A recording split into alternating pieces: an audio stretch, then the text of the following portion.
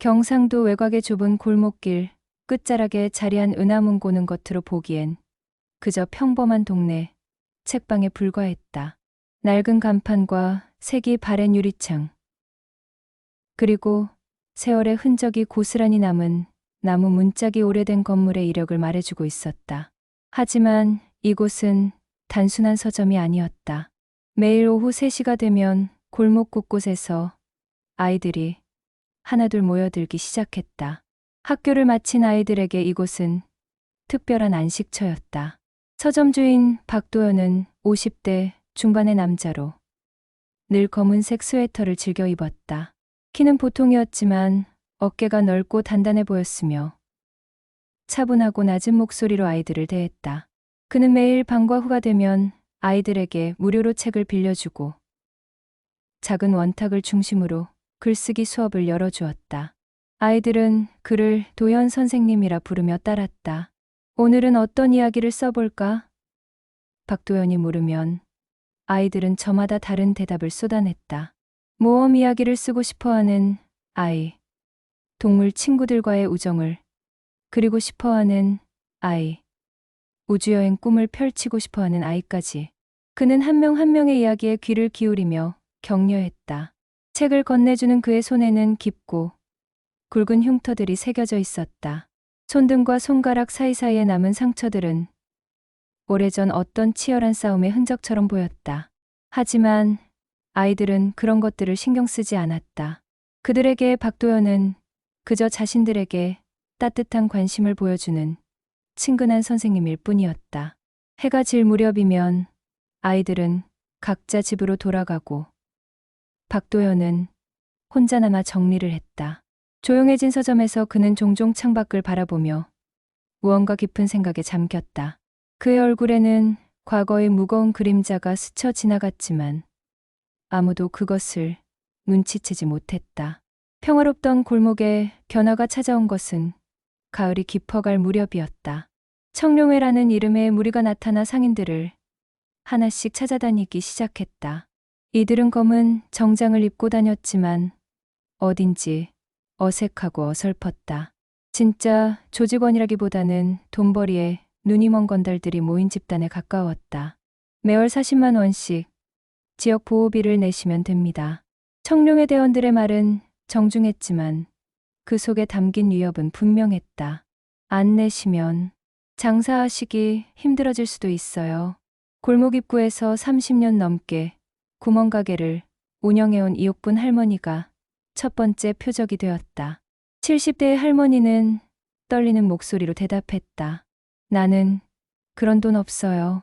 하루 벌어 하루 먹고 사는데 어디서 그런 돈을 구하라는 거예요? 사흘 후 청룡회 대원들이 다시 나타났다. 이번에는 협박이 아닌 실행에 나섰다. 그들은 가게 안으로 들어가 진열된 과자와 음료수들을 바닥에 던지고 발로 밟았다. 냉장고 문을 열어 우유와 음료를 쏟아부었다.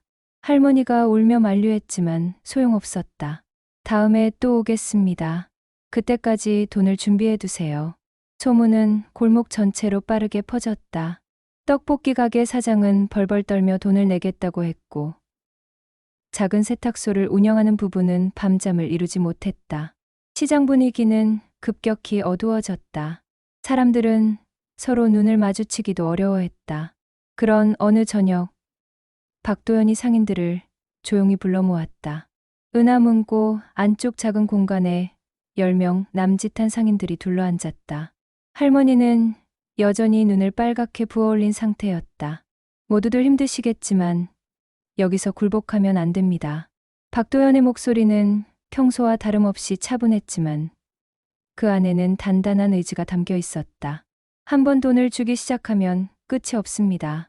더 많은 돈을 요구할 것이고 우리는 평생 그들의 노예가 될 겁니다. 하지만 도연이 우리가 뭘 할 수 있겠어요? 떡볶이 집 사장이 한숨을 내쉬며 말했다. 함께 거절하는 겁니다. 박도연이 단호하게 대답했다. 겁먹으면 끝입니다. 우리가 단합해서 맞선다면 그들도 함부로 할 수 없을 겁니다. 그의 눈빛에는 상인들이 본 적 없는 날카로움이 있었다. 마치 과거 어떤 치열한 경험을 통해 터득한 확신 같은 것이었다. 상인들과의 모임이 있은 지 사흘 후 평소와 다름없이 아이들의 글쓰기 수업이 진행되고 있었다. 8살 민지가 자신이 쓴 토끼 이야기를 읽고 있을 때였다. 서점 문이 거칠게 열리며 청룡의 대원 4명이 들어왔다. 야, 책방 아저씨. 선두에 선 덩치 큰 남자가 소리쳤다. 그의 목소리에 아이들이 깜짝 놀라 박도연 뒤로 숨었다.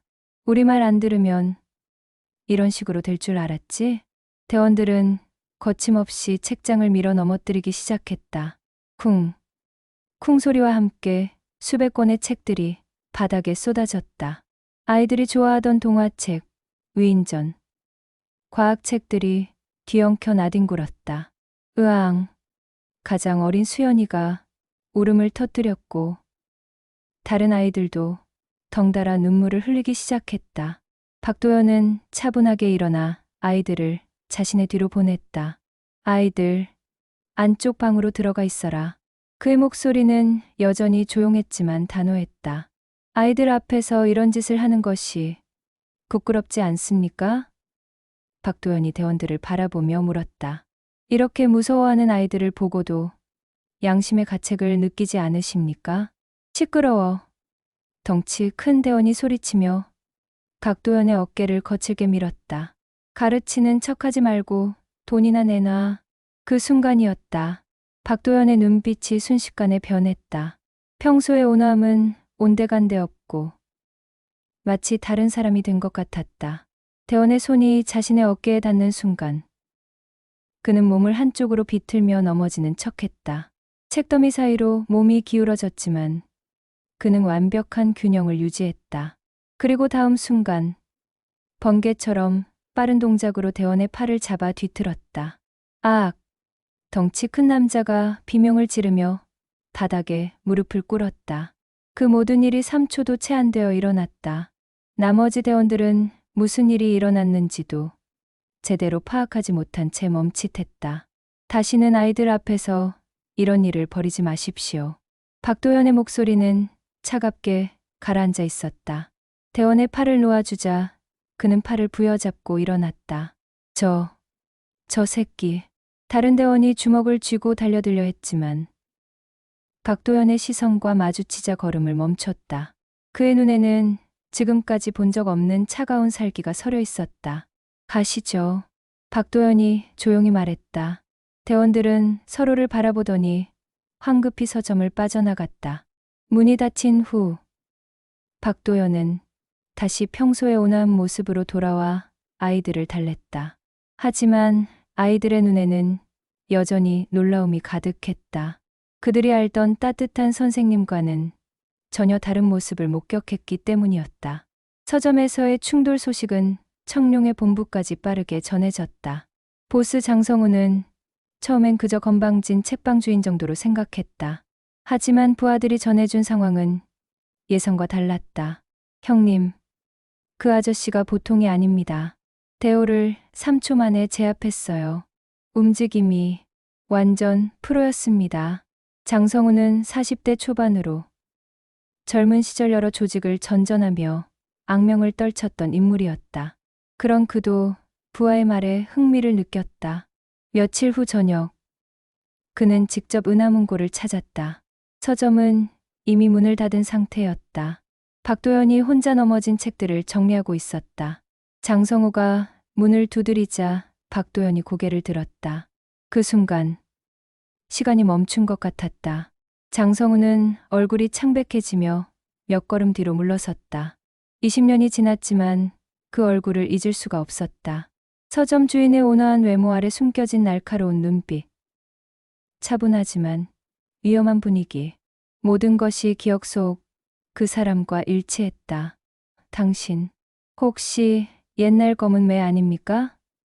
장성우의 목소리는 떨리고 있었다. 박도연의 손이 멈췄다. 오랫동안 봉인해 두었던 과거의 이름이 다시 불려진 것이었다. 그는 천천히 고개를 들어 장성우를 바라봤다. 그 이름은 이미 사라진 지 오래입니다. 박도연이 조용히 대답했다.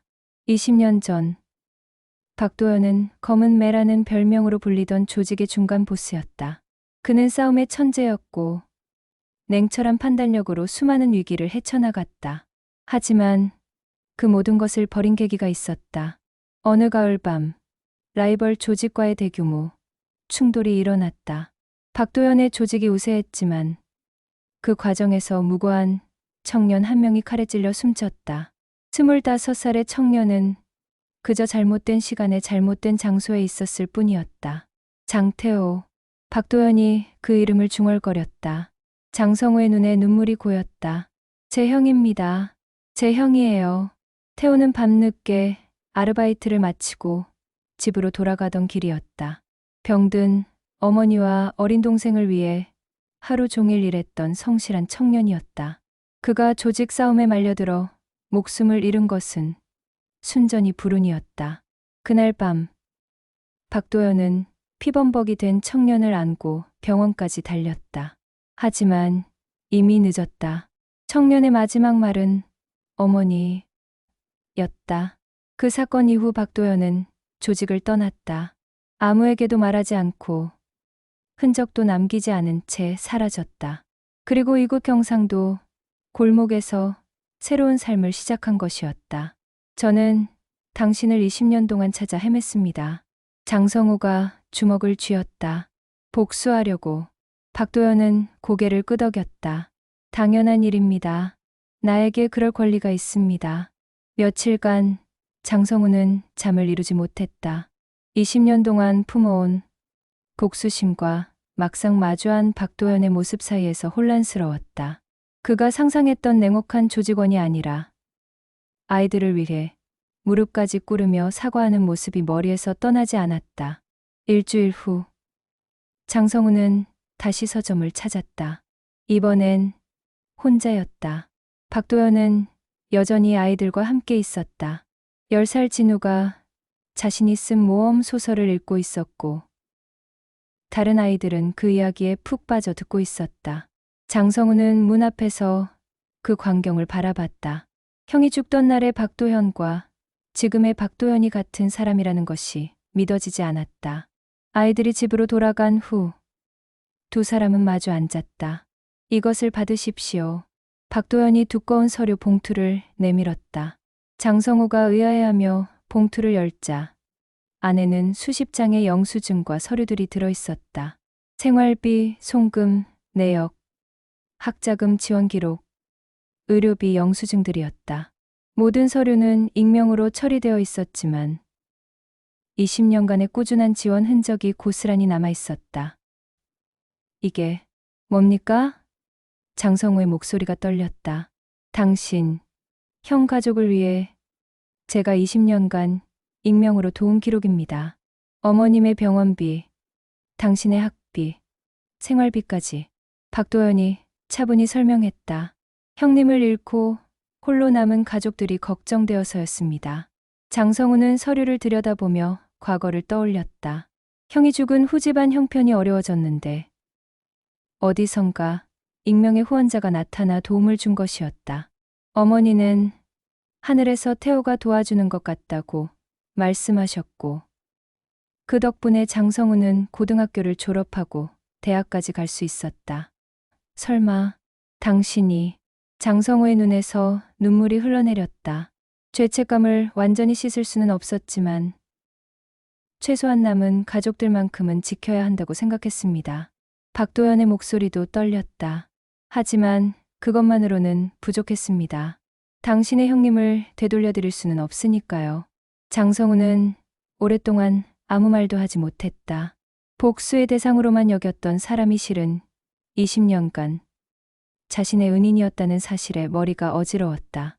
어머니는 3년 전에 돌아가셨습니다. 장성우가 조용히 말했다. 돌아가시기 전까지 그 익명의 후원자를 위해 매일 기도하셨어요. 박도연은 고개를 숙였다. 저는 뭘 한 겁니까? 장성우가 주먹을 바닥에 내리쳤다. 20년 동안 당신을 증오했는데 당신은 우리 가족을 지켜주고 계셨군요. 다음 날 장성우는 청룡회 해산을 선언했다. 부하들은 놀랐지만 그의 단호한 결정에 따를 수밖에 없었다. 골목의 상인들은 안도의 한숨을 쉬었고 이옥분 할머니는 감격해 눈물을 흘렸다. 며칠 후 장성우가 서점에 나타났을 때 아이들은 처음엔 경계했다. 하지만 그가 진심으로 사과하고 아이들과 함께 책을 읽기 시작하자 아이들도 마음을 열었다. 성우 아저씨도 이제 우리 선생님이에요. 민지가 웃으며 말했다. 골목은 다시 평화를 되찾았고 은하문고는 이전보다 더 많은 아이들의 웃음소리로 가득했다. 두 남자는 과거의 상처를 딛고 새로운 시작을 함께 하게 되었다.